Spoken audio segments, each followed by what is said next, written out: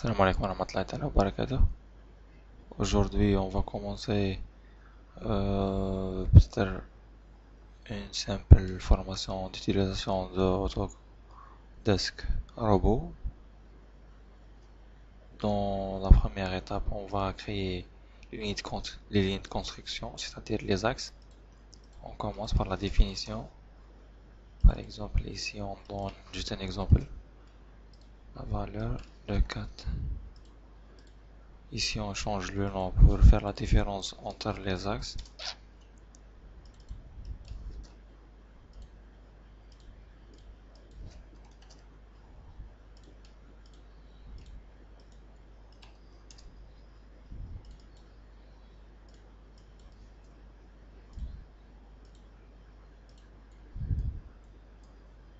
Voilà les axes de notre structure, c'est-à-dire les axes de notre bâtiment, par exemple, ici. Maintenant, on passe directement à la création des poteaux.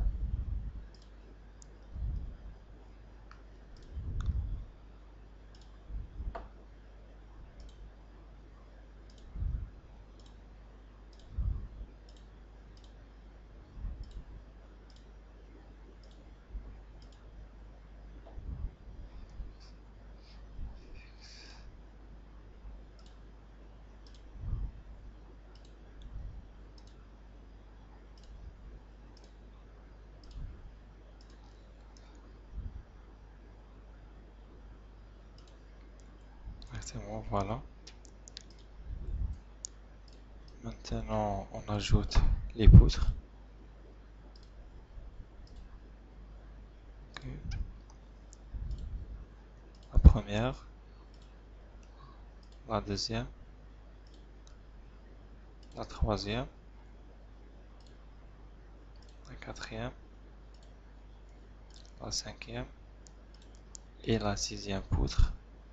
Après, c'est pas la peine de refaire tout ce travail. Il suffit juste de sélectionner une partie comme ça et la copier plusieurs fois. Voilà. Et voilà. Maintenant, on a besoin juste des poutres de milieu. Toujours, on répète presque avec la même procédure. Voilà.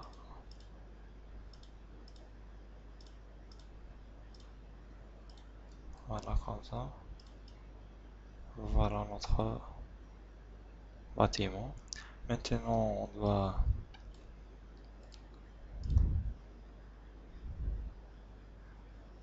sélectionner presque toute la structure. On définit les points d'intersection. On passe en plan XY pour ajouter les appuis, des encastrements bien sûr, c'est-à-dire des fondations. Pour voir cela, on passe directement en mode 3D. Voilà notre fondation.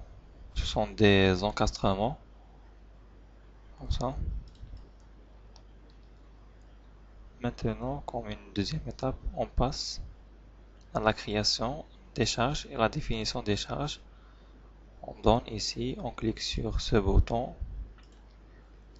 On choisit une charge permanente, on donne la lettre G, on clique.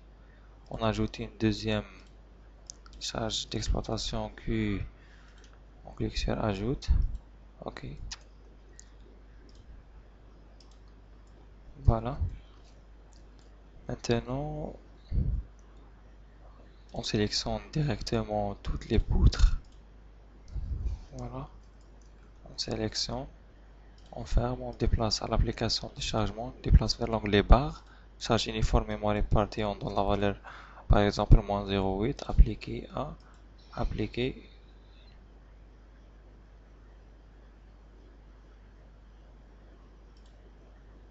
Ok. On déplace une autre fois, on définit la charge par la charge Q,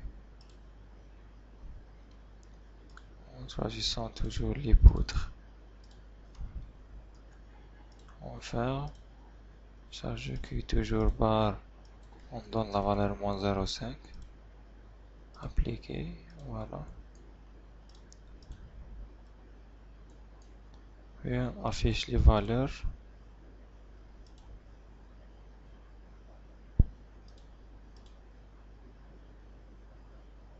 Ici, on a un problème parce que on a appliqué les charges à toute la structure ici. Ok. On va supprimer par exemple la charge G. Ok. On va définir charge d'exploitation, charge permanente. J'ai toujours ce type de problème et jusqu'à ce moment-là, je n'arrivais pas à trouver la solution. Ok.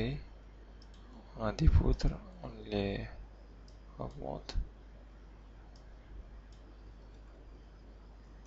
Copier, on applique la charge G, c'est une charge moins 0,8 appliqué. Voilà. Maintenant on ferme. On affiche les valeurs. Les poutres. Voilà. La charge Q, on a de 0,5 kN par mètre carré. Ok. Comme ça, on a terminé la création presque de notre structure, c'est-à-dire la définition des axes. Après, la définition des éléments en béton armé tels que les poteaux et les poutres. Voilà. Et maintenant, on passe à la création d'une charge sismique. Après, on va essayer d'ajouter des combinaisons avant les pondérations, après les combinaisons. Et enfin, on passe au résultat, c'est-à-dire tout ce qui concerne le ferraillage, les plans d'exécution et tout.